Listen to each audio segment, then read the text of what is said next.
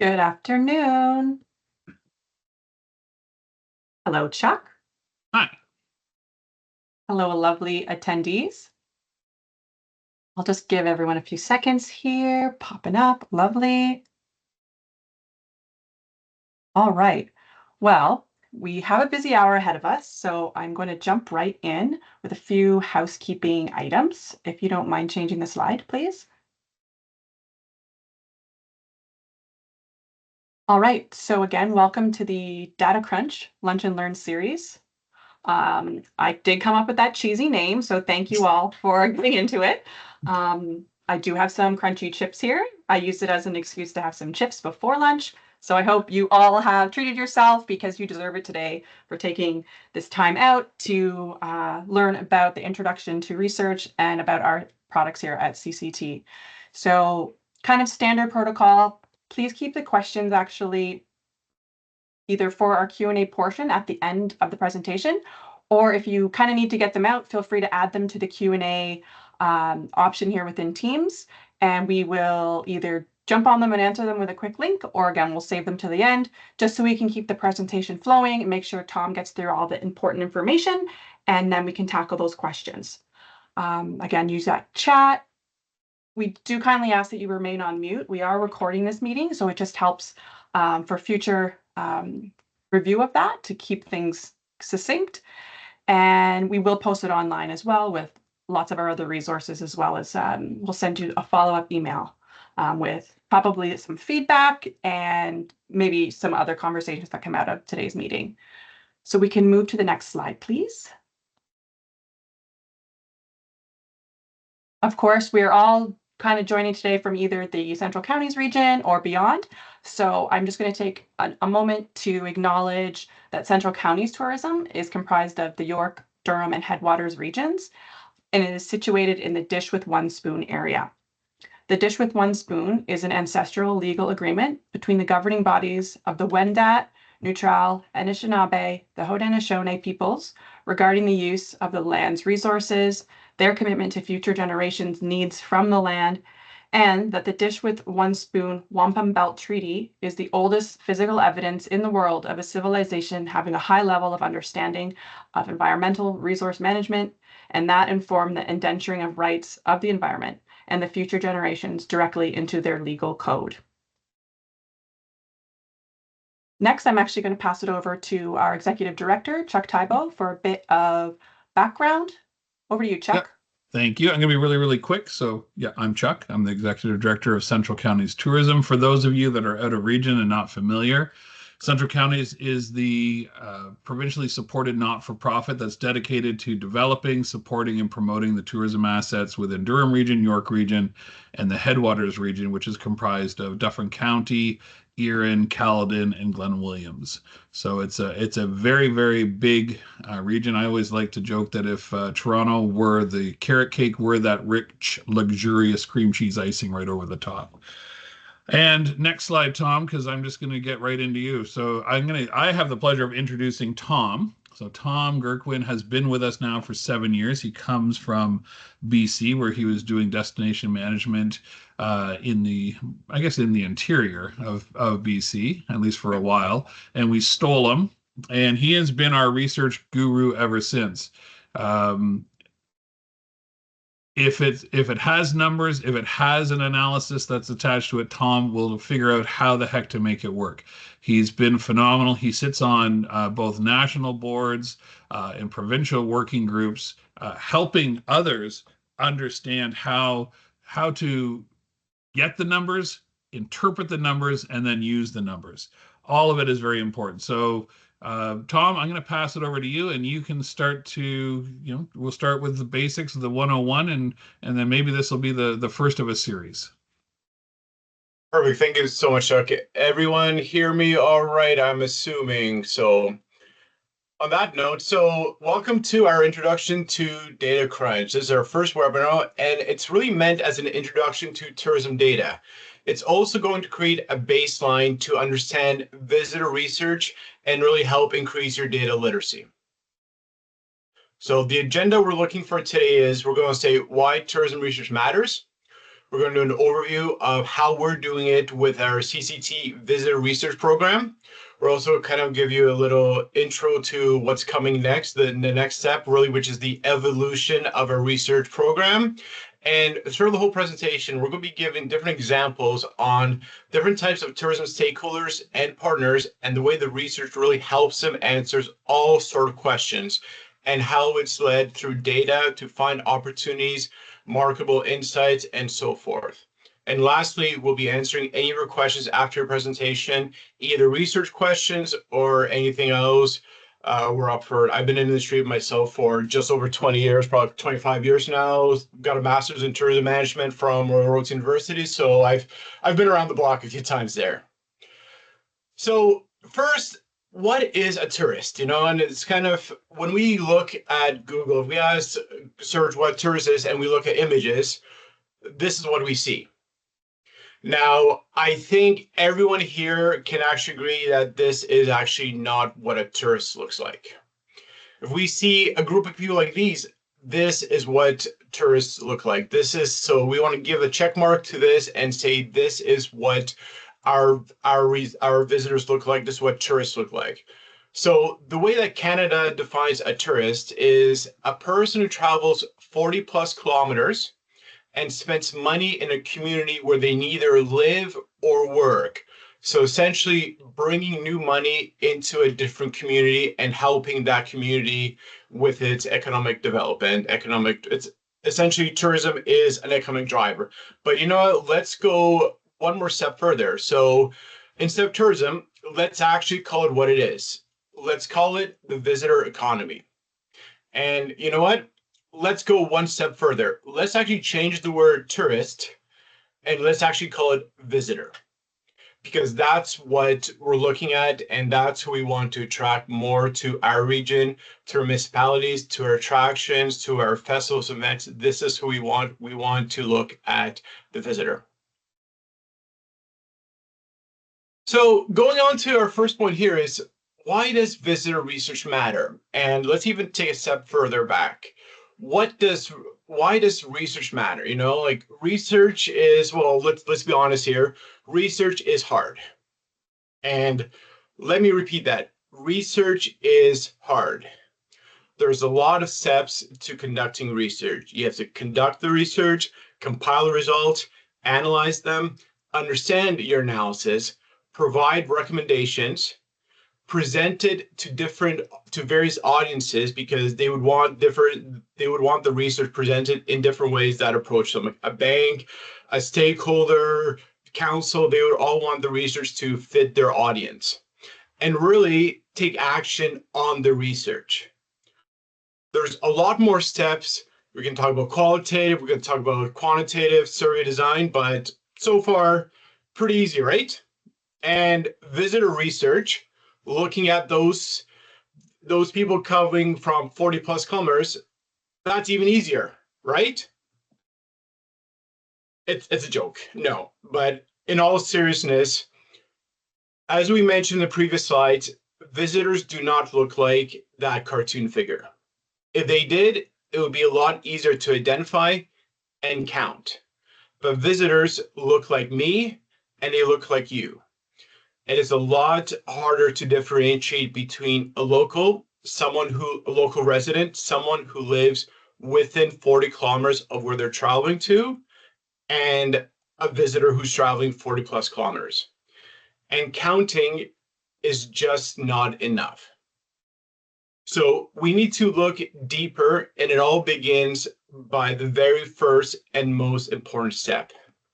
And that first step is asking the right question. What research or business problem are you trying to answer? The question can be as simple as where your visitors coming from.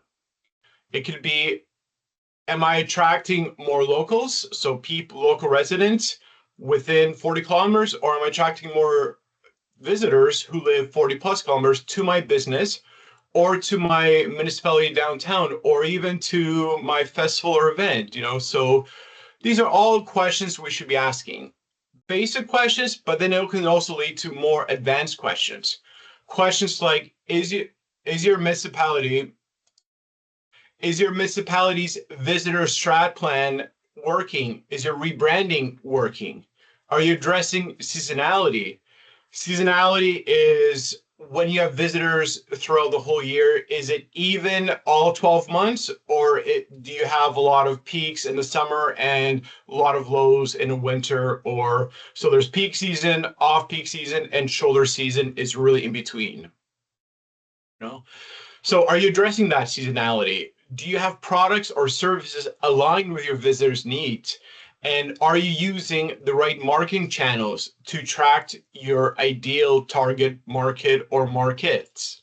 So all of these are questions you should be asking. These are really kind of how you really start with research. So really think about a question or problem you're trying to solve. And I really want that to be the key takeaway from today's webinar. By asking the right question, you're able to better focus on the research.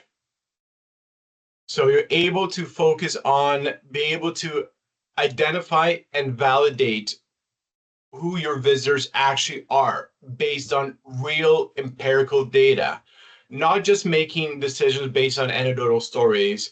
Oh, I see a lot of this, or so therefore must be this or that, or stories, or I heard from this person. No, the research will really tell you, be able to identify and validate who's coming. We'll talk about this in the next couple of slides as well. Also looking at maximizing your ROI. Are you targeting the right markets? Everyone can say, well, for us, our region, Toronto is our number one market. But do you have a budget to market to all of Toronto, or are there specific pockets of Toronto you should be marketing to? Well, again, the research will tell you that. So making sure you're spending money effectively and efficiently to make sure you're getting those visitors who actually fit your business or your brand or your festival or event. Also, looking at that further is looking at boosting visitations. Do your offerings align with the demand? So is the demand and the supply there? Are you making sure that you have the right products for your visitors to participate in? Are they interested in something else that you can maybe add to your business or to your attraction, or even just helping that area grow within? Showing the value, demonstrate that, as we said earlier, the visitor economy is an economic driver. It's for the region, for the municipalities, it is an economic driver. So be able to show that economic impact at a census division or tourism region. So a census division in our case would be York region or would be Durham region. Census subdivision is the same thing as a municipality. Census division is one step further. Tourism region, like Central Counties Tourism, RTO6, that's one other step. And then of course, province and national, so forth. But we want to look at show value at a census division and tourism region. And there's going to be a little bit more updates coming up later in this year as well too. So be able to show value of the visitor economy through money and economic impact are always top of mind, but there's also the social benefits of a visitor economy that brings to the community. There's that sense of happiness that's really hard to measure. So everyone's interested in the money, but it's also other factors that really help boost that visitor economy. So through all this, we can really put it into three main areas: marketing, product development, and collaboration. So marketing, so even mention social values. So marketing, it tells you who's coming, what the demographics look like, who you should be attracting, but the data will also tell you a lot more information like social values. What are the social values of your visitors? What are some strong social values that they resonate with, and what are some weak ones that you can kind of include in your marketing message? So for example, we did research for one of our stakeholders, and a strong social value for them was pursuit of novelty. So pursuit of novelty means that you're interested in new things. that group's weakest social value was fulfillment through work. So they don't like their jobs, essentially. So what can you do with something like that? Well, you can make a marketing message, something like escape your boring 9 to 5 job with the latest flavors of beer on tap. This was actually, we did this research for a brewery. So really being able to kind of combine the social values with the marketing. But again, the marketing is, are you attracting the right target markets? Are you attracting families if your visitors are families? Are you making sure you're going after that? All really kind of looking together. Product development, or do you have products that fits your needs? So if your target market are families, are you going to have activities for young kids? Well, you would probably say yes, of course. But the answer really depends. So what if those families have teenagers or university students living at home? Then the face painting station that you paid for to have at your event will not be used by teenagers. They might, but essentially you want to make sure that your products align with your visitors are. And then also you want to make sure that you have collaboration with other businesses who have the same interest in the visit. So really marketing helps you identify who's coming, where they're coming from, what they look like, even branding. If you have very high diversity in your visitors, do you show that in your branding? Like if you have a high diversity, that high diversity should be in your marketing messages and should also be in your branding. You know, are your visitors blue collar or white collar? Well, that might not matter, but it actually does matter because that really would help set the tone on how you're marketing to them based on how they want to be marketed to. Product, like I said, with product development, making sure there's match there, and if there's interest, kind of keep growing. There's so many great attractions in our region and in the province. And one attraction for me really stands out is I went to one recently in down to Toronto with my wife and my in-laws. We went to Little Canada. And seeing what they developed there is amazing. And there's an interactive station where you can meet the makers, you can discuss, you can see what's coming on further, and really kind of based on that interest. So really, it's really cool seeing that development, and it's kind of what people are interested in. And then, of course, with collaboration, making sure you're partnering with other businesses, which we'll talk about that in the next slide. So really building on from what I just mentioned, why does visitor research matters? Well, here's some examples of questions and problems data can and actually does help solve. So first we're looking at challenges and assumptions. So really distinguish between locals versus visitor behaviors and debunk assumptions. So one of our municipalities a few years ago, one of their councillors, they approached us and said, we don't want tourists coming to our waterfront area. They create a lot of garbage, they make a mess, we just do not want them along the waterfront. And I get it, I get it. I would not want to go somewhere where there's garbage. It just doesn't look good. I get it. But then being a researcher, well, where's the proof? Like, what are you basing that assumption on? So we actually used one of our tools in our visitor research program, geofencing, and we actually mapped out that waterfront area. And not surprising to me, but surprising to them, 90%, 90% of those daily visits coming to the waterfront are locals, are local residents. So just by that one piece of data, that one research question that we were able to solve, instant mind shift. It's not, okay, well, visitors are not the problem. The problem is we need to do a better job in educating our local residents to pick up their own garbage. So either have more garbage cans, have more signage, more frequent pickup, whatever they can do to get to the point would really have such a huge positive impact. Local residents would have an increased sense of pride in their area. they would say, hey, come visit me this weekend to their out of friends town and to their friends from out of town and say, hey, we're going to the waterfront because it's a beautiful area. It's like, I think you would really appreciate it.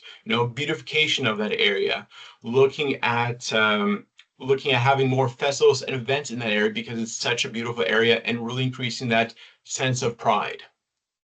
I mean, other examples, even with there's other beaches in our region where people would think that visitors come to the beach and then leave their garbage and come home. Well, no, like the research can actually tell us that they go to the beach, but they also go downtown. They also go shopping. Like we're able to kind of see what that movement also looks like.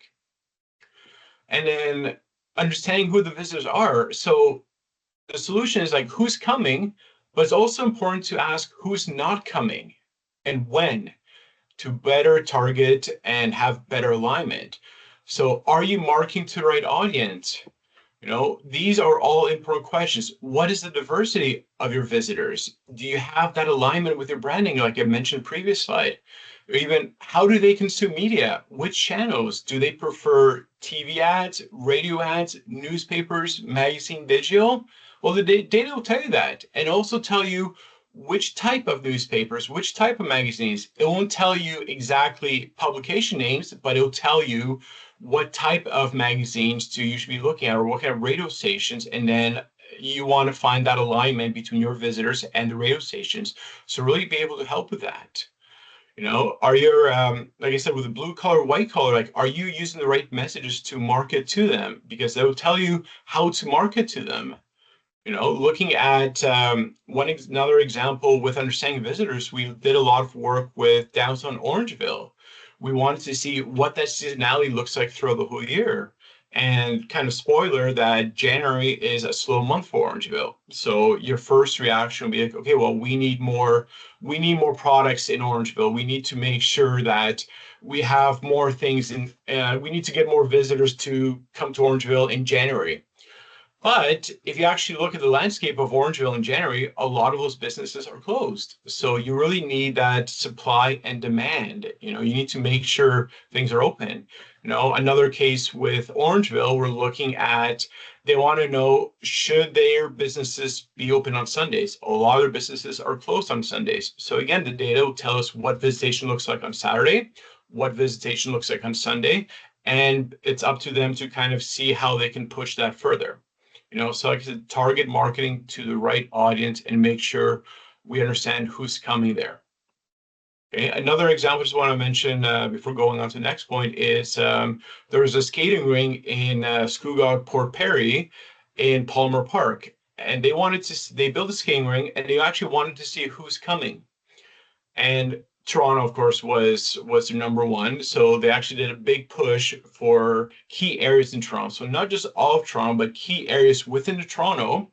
And the following year, they had 50,000 more visits from Toronto. Like not 5 more visitors, not 15 more, 50,000 more visitors from Toronto. So again, the data really helps understand who your visitors are and kind of making sure you're marketing to what they're interested in doing. Going on further, next one is kind of looking at unlocking potential. So this is a big one, and it also builds on the previous one. Based on the interests of your visitors, there might be other businesses who share the same type of visitors. So rather than competing with other businesses, work together and collaborate. I mentioned collaborate in the next slide. I wanted to mention more here. Be able to collaborate and work together. You can have new ideas, and you can also build your audiences either through new products, experiences, or promotions, or just really awareness of other businesses. One example is we've done a lot of work with Vaughan Film Festival, and the data tells us that their visitors to the film festival, they're actually also interested in art.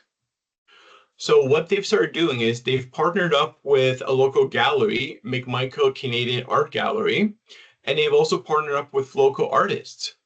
At one of their events, they had a pop-up installation, like an art pop-up, an activation of an art pop-up, and then about 700 people go inside that tent there. So now you're not just talking about film, you're also talking about film and art, and they're able to cross promote each other through their own channels and really grow visitation.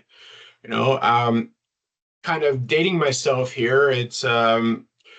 There's a famous quote from a classic movie, Casablanca. The last line of the movie is, I think this is the beginning of a beautiful friendship. Well, I think it's a beginning of a beautiful partnership. Being able to work with other businesses to actually help promote and not compete, but just help grow the visitor economy as a whole. And then my fourth point here is I want to talk about limited funding and budgets. Yes, we all have limited budgets, limited funding. We're not we're also included in that as well too. But so really be able to complement proposals, funding, requests, and grants through the data. So proposals with data to back them up can make such a stronger case, really helping them set apart themselves from their competitors and really improve your chances.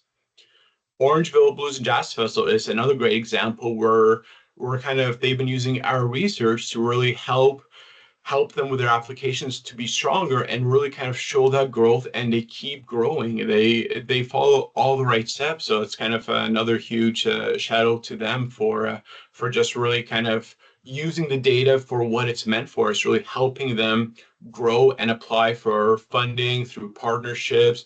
Really having that extra piece of data will help their case be much, much stronger.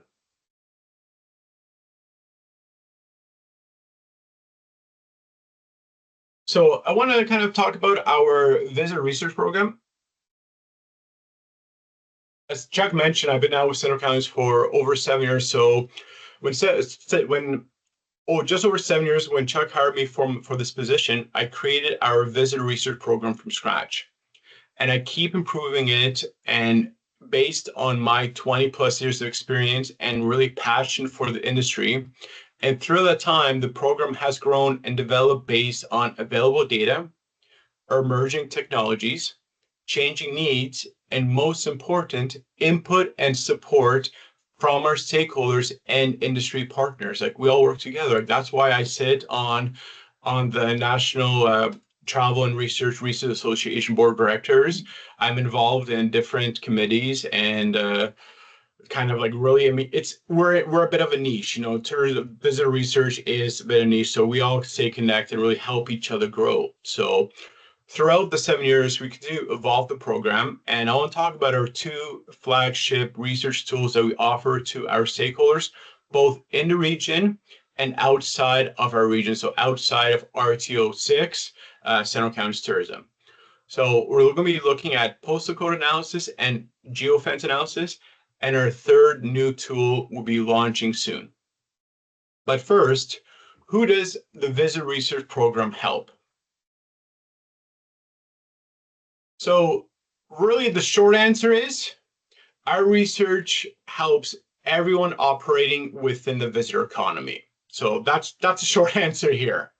Now, kind of a side note, but also related, is one of the coolest things and most unique aspects of our industry is, if you think about it, the visitor economy is not so much an industry, it's more of a system of sectors all working together and collaborating together. And the research really helps bring everyone together. So that being said, the research, it helps businesses and nonprofits looking for insights to understand and increase their visitation through target marketing, product development, and really to grow the visitor economy. So essentially capturing everyone in the visitor economy, but also helps with attractions, festivals, and events, make data-driven decisions. Like I said, an example with Orangeville Blues and Jazz Festival. If you're going to have a festival or event, and if you want live music, well, what type of music are you going to select? Are you going to select country music? Are you going to select rock music? Or are you going to select rap music? Well, again, the data will really help make that decision. Having understanding of who your visitors are can make sure you have that alignment together. If you're looking for other attractions or like-minded businesses, well, again, like the data will help you identify and validate that both attractions and businesses have the same type of visitors. Like I said, the data will really help make your sponsorship and grant application with research that much stronger. We can't guarantee you'll be successful, obviously, but we can give you those extra tools to make your application as strong as possible through the research, through asking the right questions. Also, our research helps with municipalities and destination marketing organizations or destination management organizations, DMOs, really seeking to develop and update strategic plans. So we're looking at to make actionable decisions that would validate, support, and grow the visitor economy. So, for example, our research helps with wayfinding strategies. We did work with Georgina and we looked at the research of who's coming to the area. And if you're actually able to get 1% of visitation to turn left on a key road into town, that works out to about an extra $1 million in visitor spend for York region. So that's more complicated, but just that's one of the results we can have through the data. By able to provide empirical data to develop an initial visitor growth plan with visitor stats and ensure proper alignment and update those plans every 3 to 5 years so they stay relevant, because 2020 was a difficult year for many people. And so being able to stay relevant when things change allows us to have better understanding of who's coming and make those decisions. Looking at seasonality again, are you understanding the seasonality and are you trying to flatten the curve? Also make a case for businesses to stay open on Sundays versus being closed. And also identify who's coming and who's not coming to really help maximize your ROI, your return on investment, and more. So that's a lot so far. So the next question is really, so when I first started a visitor research program 7 years ago, it all started with our first tool, postal code analysis. So I don't know how familiar everyone is with postal code analysis or a postal code itself, but believe me, there is a lot of data by knowing a postal code. And we're actually going to talk about what we actually get from a postal code.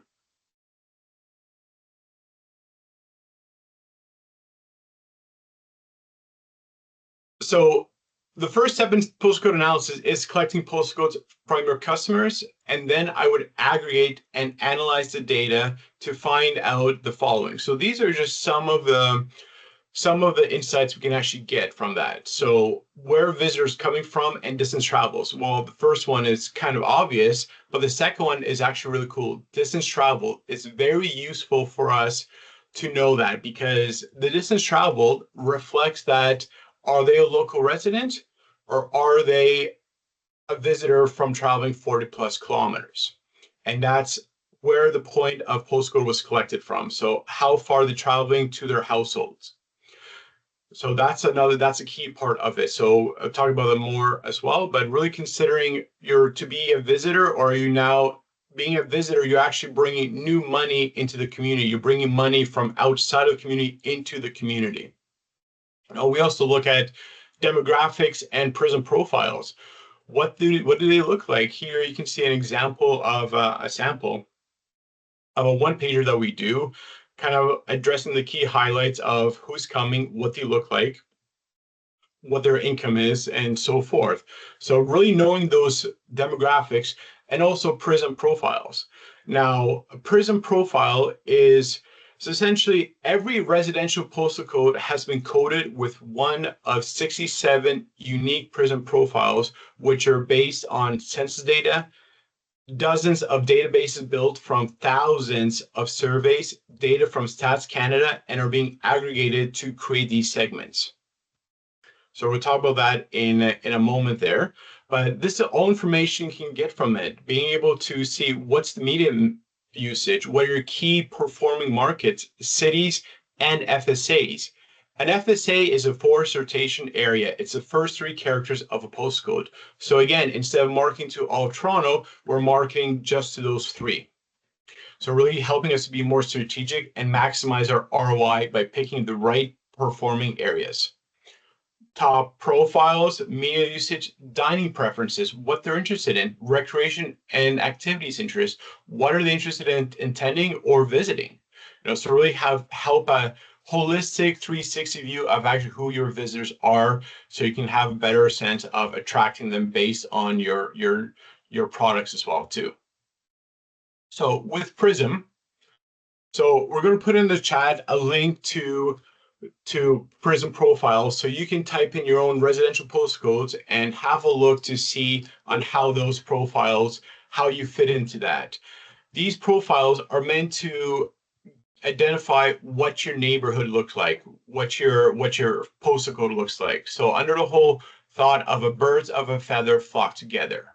So they're based on residential postcode data, 67 unique segments, and it's really being able to identify your best market, who are and not coming, where do they live, work, shop, like, and not exactly, I mean, again, we don't know that they work here, but what industry they work at or what type of businesses they're interested in shopping at. So again, it's not being able to identify anyone. It's all privacy compliant. So that's not a concern at all. Where they spend their time and money. Well, again, we don't know where everyone is spending their time and money, but it aggregates data on what general habits look like, what are their interests as well, and much more. So here's our just 3 top profiles that are actually our top overnight visitors into our region. We're looking at overnight visitors, which, well, that's kind of a bit of a coming soon sneak peek.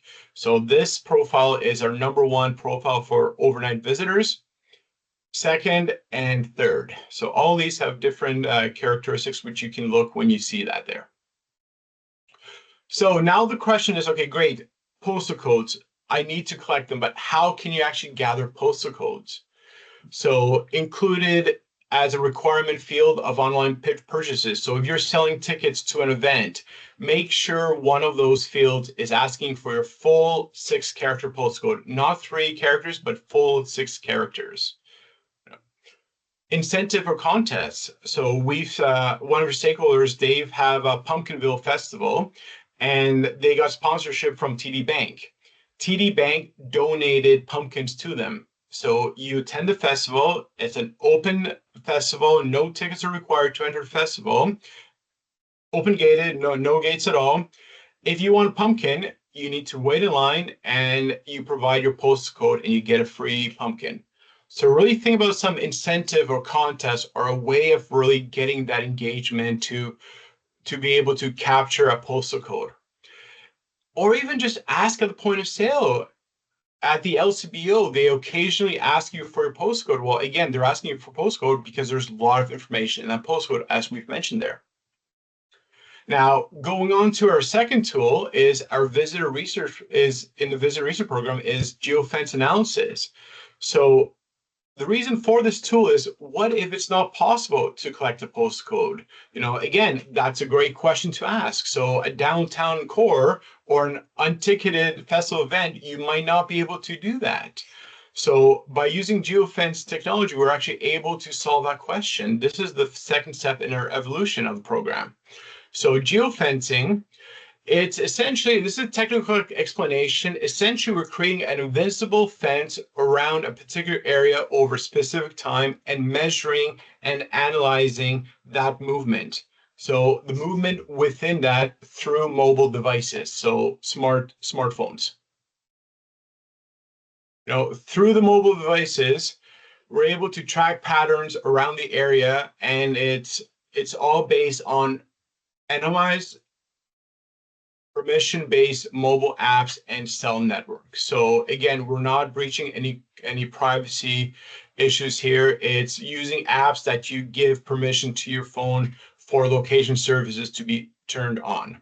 And again, here's an example that we did for downtown Orangeville. We created an invisible digital fence around the area, and this is a geofence, and we looked at visitation to this area over time. So we use the privacy compliant Canadian database provided by Environics Analytics. So privacy is very important, and the way it's set up is it cannot be reverse engineered to identify on who or any other information about you. So it's very privacy compliant, which EA follows very strictly, and so does industry standards, and that's why we cannot get more granular than a full postal code. So essentially, this tool is really awesome in being able to exclude residents and workers who actually live inside the geofence. So it really captures true visitors coming into the area. They can be local residents, they can be visitors from 40 plus. So it captures that information on who's coming to the area. And it also excludes people of 16 years of age or under because of privacy.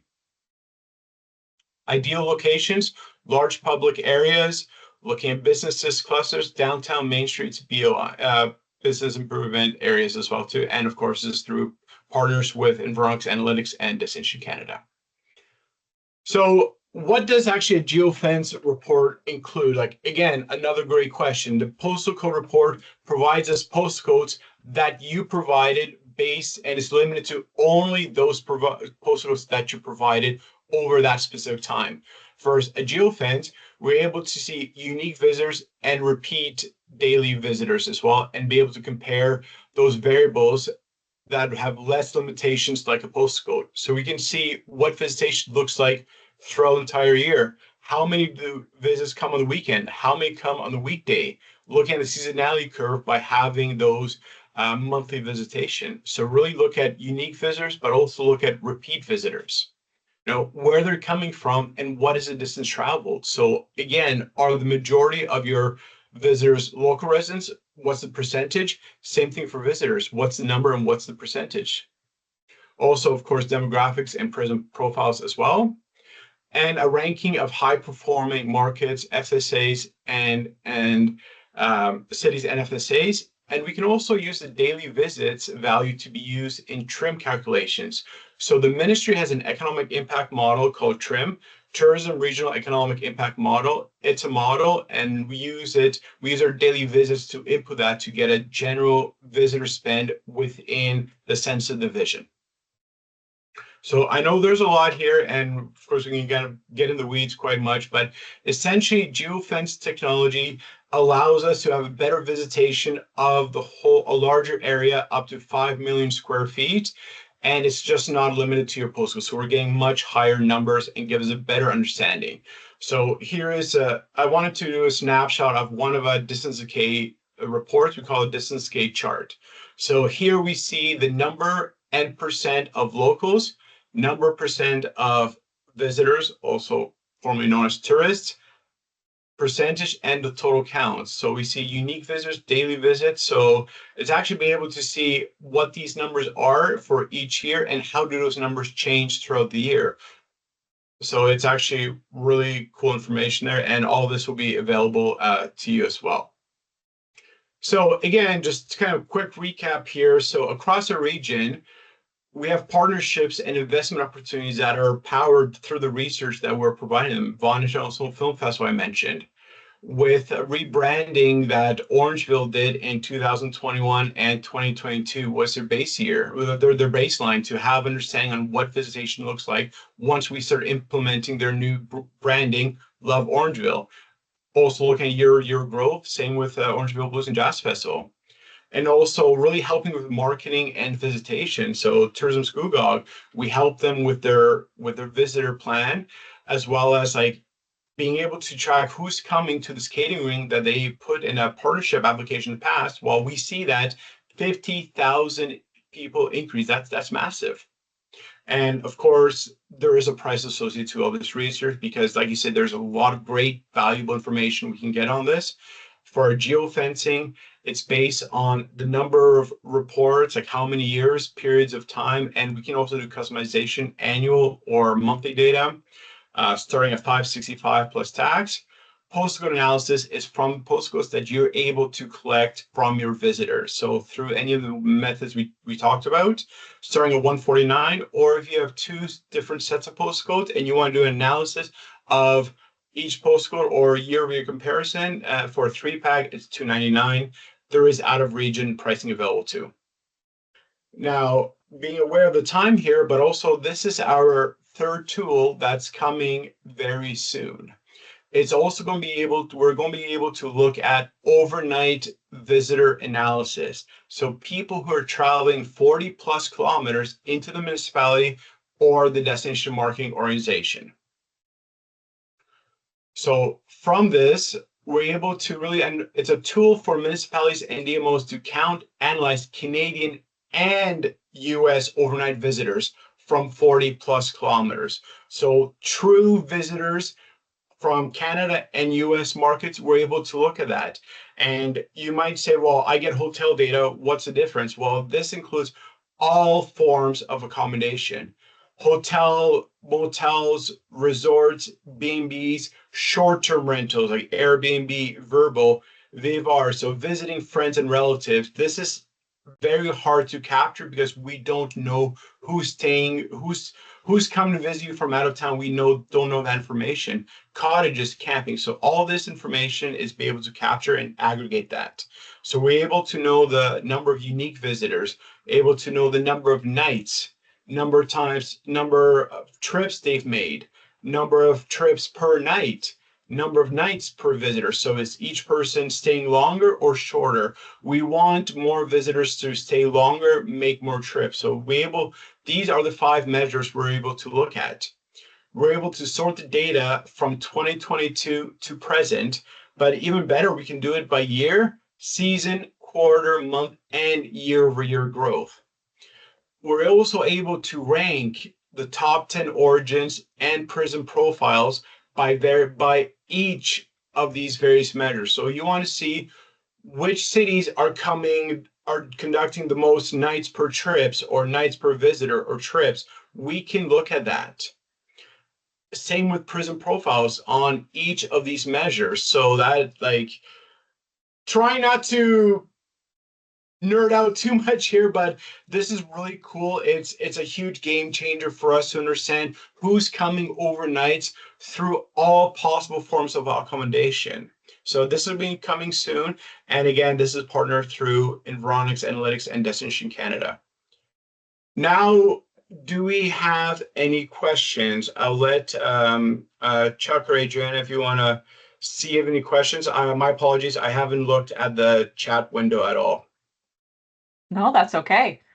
That was really good, Tom. How could you? You got to stay focused on all those juicy stats.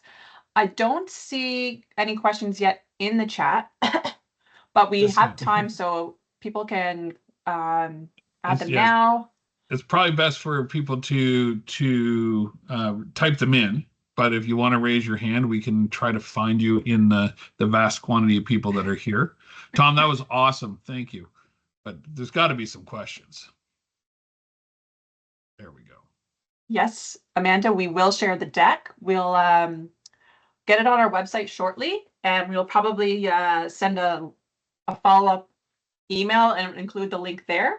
And so yeah, you don't have to worry about that, and you can review it again, share it as you need. And also the recording as well too. Yeah. Yep.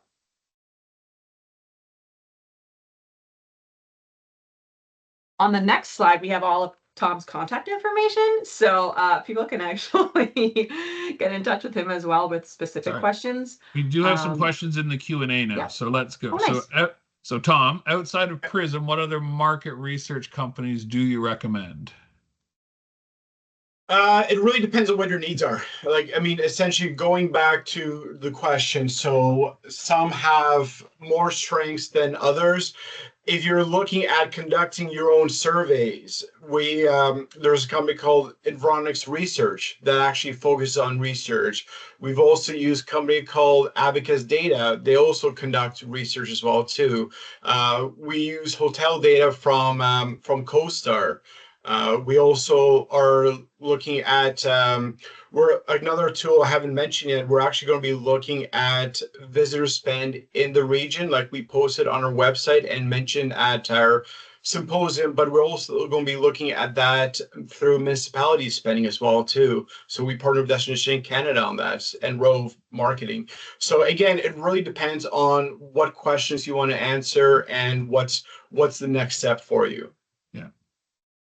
Yeah, and you can just take down Tom's info and you probably email him and he can help you with, with connecting you with the right people for the right research.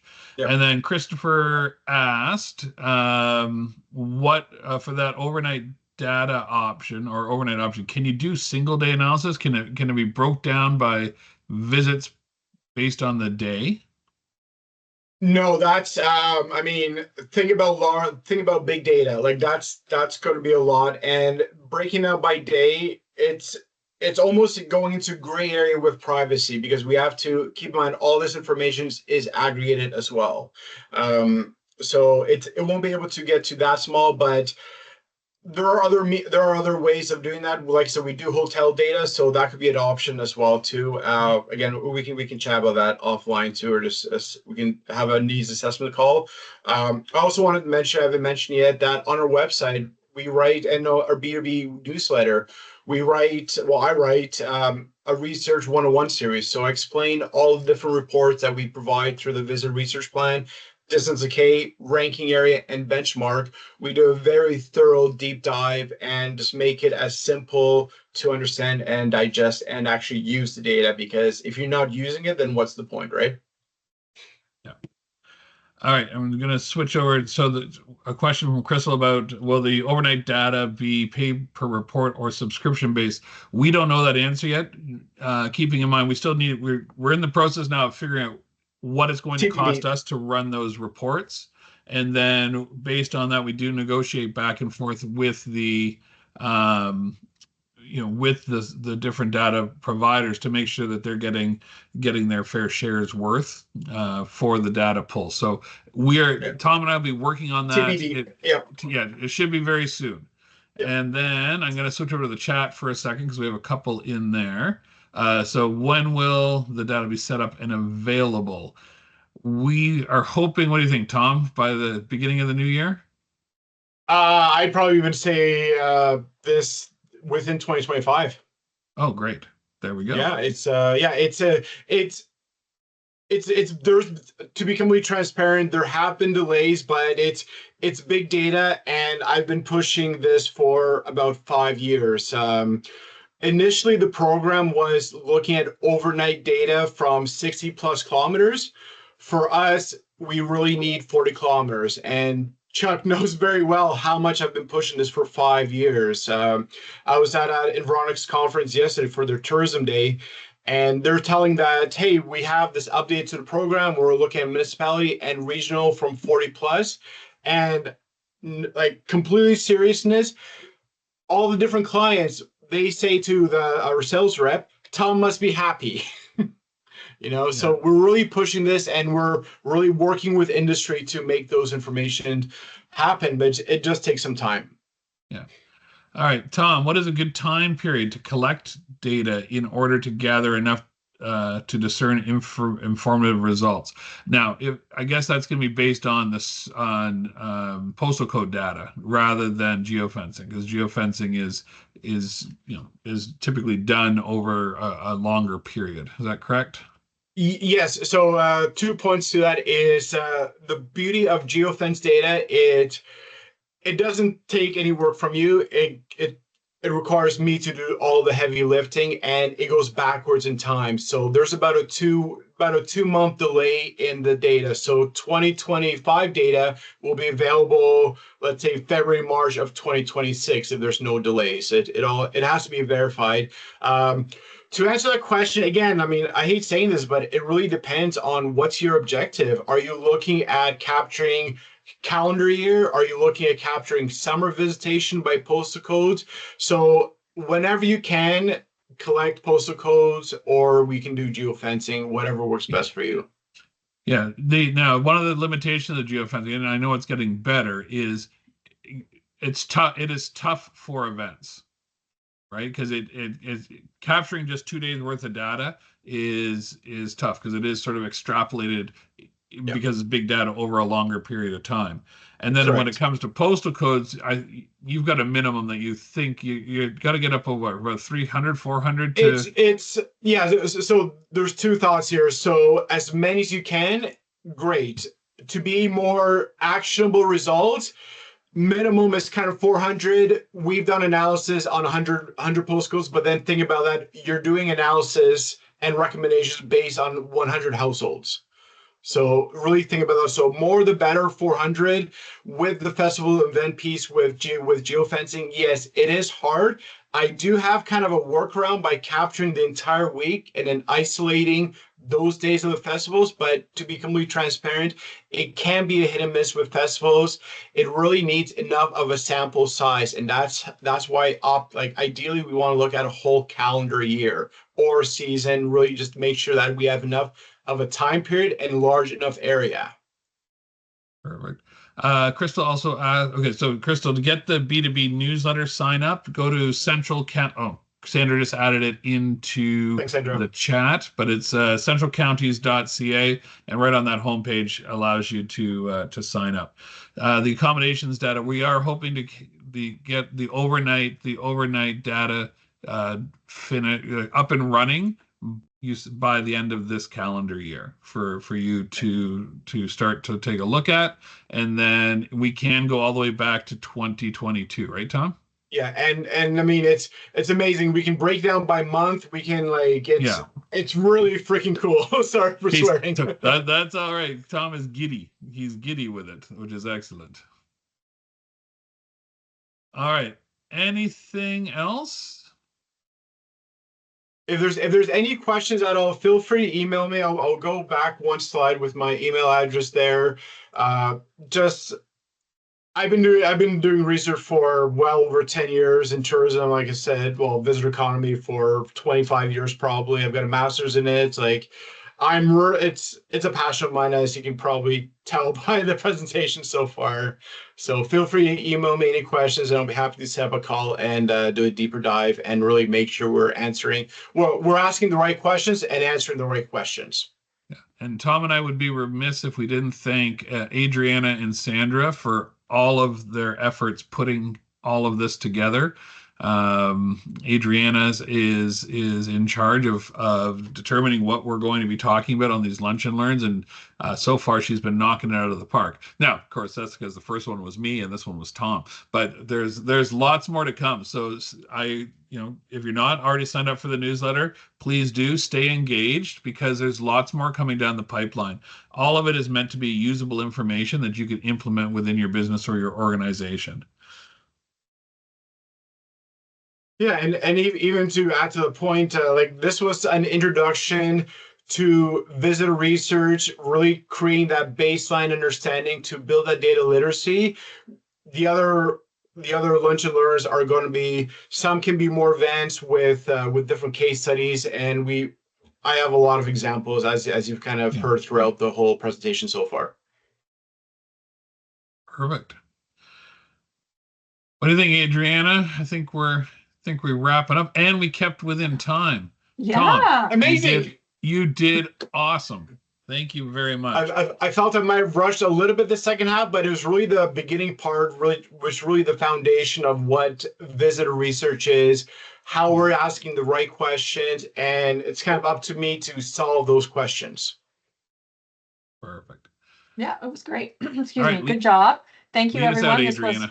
This was a record-breaking attendance, so tough act to follow next time. But we're really glad you all joined us and hope it was really valuable. Stay tuned for some follow-up email, again, with important links, copies of the deck, Tom's email address. And I think that's all. Thanks again. Wonderful. Thanks, everyone. All right. You can end the event now, Adriana.